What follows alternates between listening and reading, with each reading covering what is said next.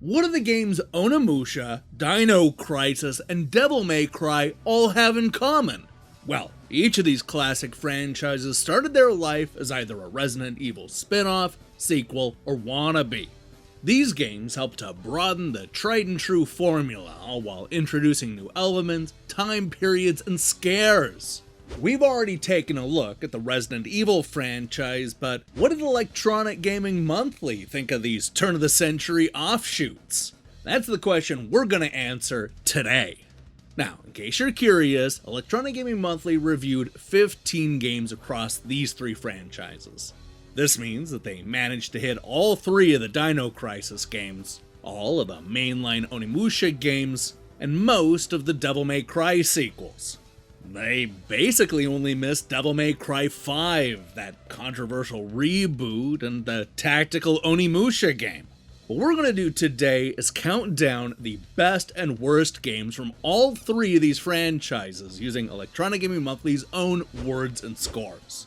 There's no editorializing here, we're just going to focus on what these critics said back when these games first came out. So go and grab your favorite pair of designer jeans and dinosaur repellent, because it's time for another time-traveling episode of EGM Ranks Onimusha, Dino Crisis, and Devil May Cry.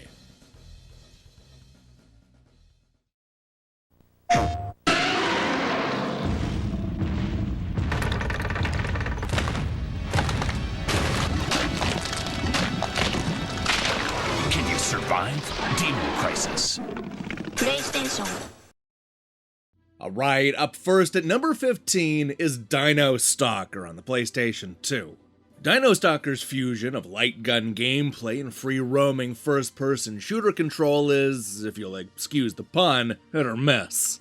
There are definitely some cool ideas here. Giving you full control of movement in a light gun game is something that fans have been screaming about for years, and Dino definitely delivers on that promise. That's sad, even after mastering running, strafing, and firing with the gun con, having to constantly hold the weapon in both hands got tiresome, fast.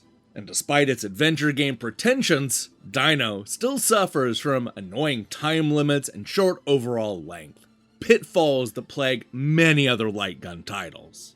With its detailed graphics, wide assortment of weapons, and high production values, Dino would have made for a much better first-person shooter, sans the gun gimmick. Number 14, Onimusha Dawn of Dreams on the PlayStation 2. When I first saw the French-infused Onimusha 3, I remember developer Keiji Inafune telling me that it would be the franchise's swan song. Too bad he's not a man of his word.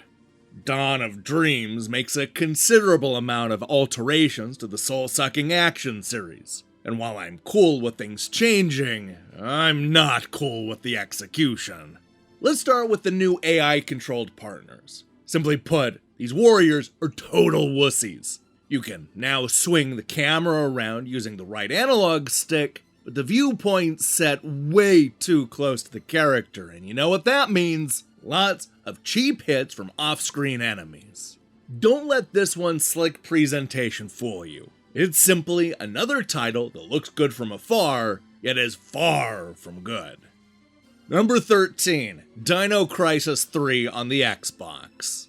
Dino Crisis 3 is an absolutely gorgeous game, but all the gripes about the camera are spot on. I so wish it used a 3D camera like we found in Resident Evil Code Veronica. Playing from a series of static perspectives seems like it's harkening back to the days of clunky, older PS1 titles. And it's completely unsuited for a game that requires so much fast action.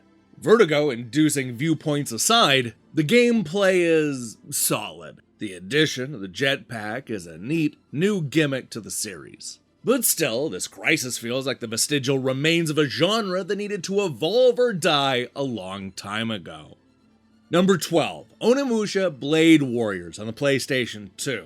Admit it, you wouldn't like the Super Smash Bros. Series half as much without the heavy Nintendo flavoring. So, if you took the same 4-player battle concept into the world of Onimusha, it wouldn't be nearly as cool, right? Blade Warriors simply doesn't have the variety to keep you and your friends hooked on multiplayer. All the warriors have essentially the same moves, and each level isn't that different from the next. While all the rewards are nice, the effort is as dull as a wooden practice sword. Number 11, Devil May Cry 2 on the PlayStation 2. Dante definitely retains his crown as the most stylish badass in gaming today. His two-handed gunplay and crouching tiger acrobatics are so cool! It's often a thrill just to be behind the controller, though not enough to convince me to buy a pair of diesel jeans, but cool.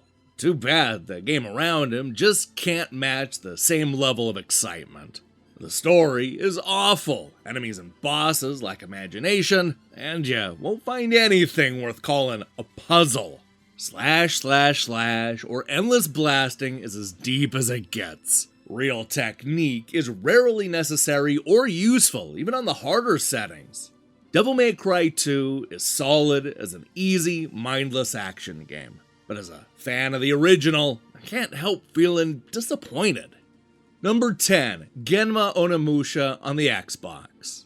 Resident Evil in ancient Japan. That's a pretty good primer for Onimusha, in case you missed the original PlayStation 2 version released just 1 year ago. Oni's lighter on the puzzles and heavier on the combat than Resident Evil, but wandering room to room, cleaving down undead evil creatures will definitely feel familiar. So, you'd think that the new, improved version with added outfits, areas, enemies, and a harder difficulty would be even better, right? Wrong. Genma's tougher and more numerous bad guys do lengthen the game a bit, but they also highlight the flaws in the already weak controls. With no lock-on system and a left or right to turn, forward to move scheme like Resident Evil, things get confusing and frustrating whenever you're surrounded, which is now much more often. The graphics still look sharp, and striking down ninjas and horned demons holds enough thrills to make Genma a worthy rental for rookies. But if you've already had your way with the PS2 version, don't bother. Number 9, Dino Crisis on Dreamcast. Out of all of Capcom's PlayStation survival horror games, Dino Crisis benefits the most from the move to the Dreamcast. Since everything, including the backgrounds, are rendered in real time, it all looks much smoother and crisper on Sega's hardware. Other tweaks include faster load times and a health and ammo display for the VMU, but none of this is really enough to make Dino Crisis for the Dreamcast worthwhile to anybody who's already played the game. Still, if you're a survival horror fan, Dino Crisis is definitely worth a try, especially with the improved Dreamcast visuals and the cheaper price.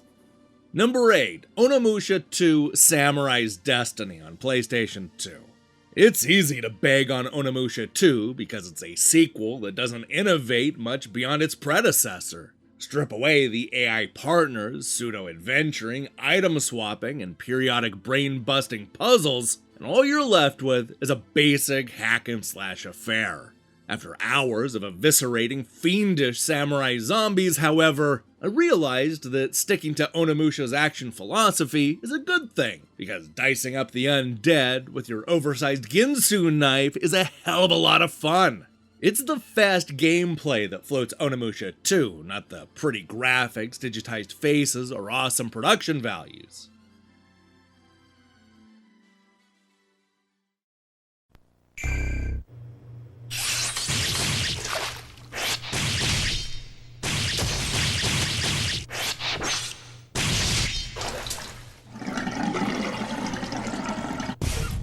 Xbox.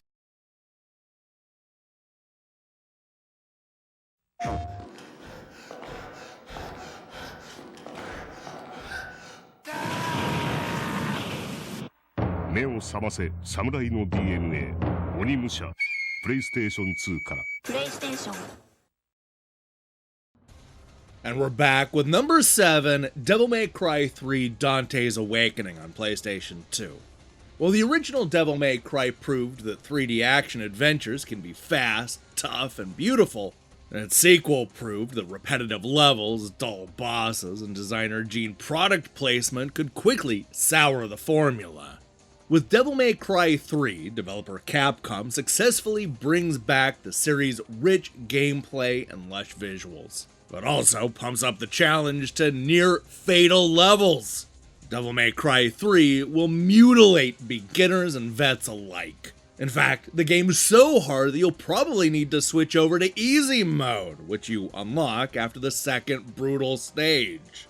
Number 6, Dino Crisis on PlayStation. Dinosaur fans rejoice. Capcom has managed to take the survival horror genre, remove the zombies, and insert an equally terrifying menace. Prehistoric beasts with a taste for blood. Using real-time environments gives it a more cinematic feel, making it feel like anything could pop out and attack at any time. There's plenty of puzzles, though they could have been a little more difficult. If you're a fan of Resident Evil, you won't be disappointed by Dino Crisis. Number 5, Onimusha 3 Demon Siege on PlayStation 2. Just when you thought that Capcom would never top Dino Crisis 3's Jurassic Park and space theme for hokiest adventure game plot ever, along comes Onimusha 3. It's not that the idea of ancient Japanese demons time-traveling to modern-day Paris is a bad one. Wait, yes it is. That's exactly what it is. A just plain bad idea made worse with the hammy dialogue, cliches, and some pretty ridiculous leaps in logic. It's painfully obvious this game's awkward story was cobbled together to accommodate French actor Jean Reno, whom few Americans will recognize anyway, and even fewer will care about.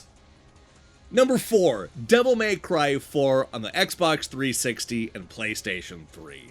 Coming into this sequel, Capcom's pioneering slash-and-shoot franchise teeters on the edge of losing its AAA status.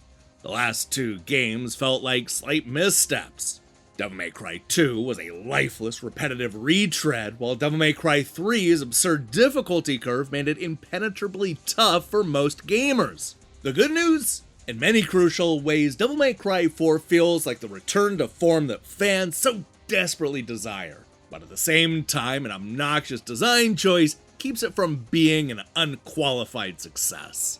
Although it dips into the recycling bin a bit too much, Devil May Cry 4 still remains a must-play for action-adventure gamers. Its gorgeous trappings, addictive combat, and well-balanced difficulty make it the most satisfying Devil May Cry in years. Number 3, Onimusha Warlords on the PlayStation 2. Just like Dino Crisis is Resident Evil with dinosaurs, Onimusha is Resident Evil with swords. Or samurais and demons and stuff. At least, that's what I thought when I first saw shots of the game a good 2 years ago. But it turns out that I was only partially right. Yes, there are plenty of similarities to Capcom's flagship horror series. But, thankfully, Onimusha also improves on the classic RE formula in many ways. Slicing through hordes of decrepit foes instead of shooting them is still a blast, and the upgrade system is a great addition. Onimusha is very short though, and something seems out of place when a game that you've been waiting years for can easily be beaten in a hair over 3 hours. But hey, it's a great 3 hours. Number 2, Dino Crisis 2 on the PlayStation. I'm a Resident Evil-aholic, but even I've gotten a bit tired of the same old survival horror formula.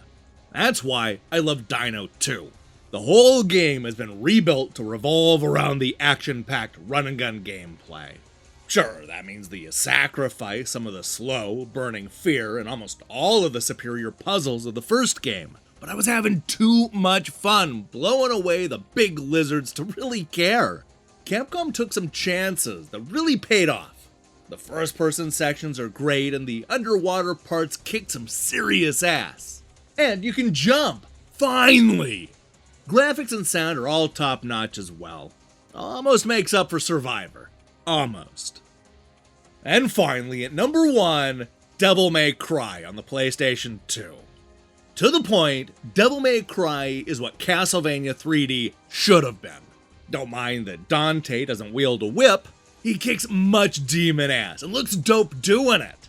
Wrapped in some of the most luscious environments ever, Dante takes it to the street with fists of fire, bewitching baddies with double jumps and double pumps of his sawed-off, and is a real cut-up for his demon sword Sparta.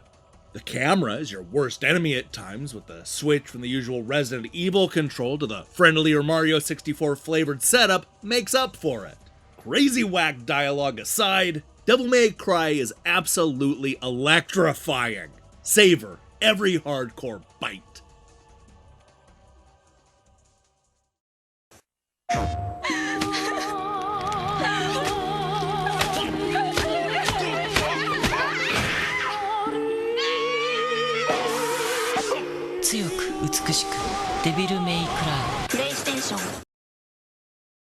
Hey, thanks for watching us count down these classic reviews. If you liked what you saw here, then you should know we have a whole playlist full of episodes that are just like this. So far, we've had EGM Ranks, The Legend of Zelda, Super Mario Bros., Sonic the Hedgehog, Batman, those Teenage Mutant Ninja Turtles, James Bond, Ninja Gaiden, Castlevania, and even Resident Evil.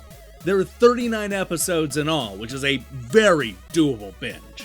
Just start right now and you're going to be done in like 15 hours or so. Now, here's the question I have for you. Should Capcom resurrect Dino Crisis and Onimusha? Look, I'm honestly kind of shocked that Capcom hasn't remade Dino Crisis. When Jurassic World made a couple of $1 billion at the box office, they really should have moved mountains to make Dino Crisis happen, but they just didn't. What do you think? Should it happen? Should these games be remade or rebooted or something? Let me see your thoughts in the comments below. In other news, we'll be back later this week with a review of Oni, Road to the Mightiest Oni.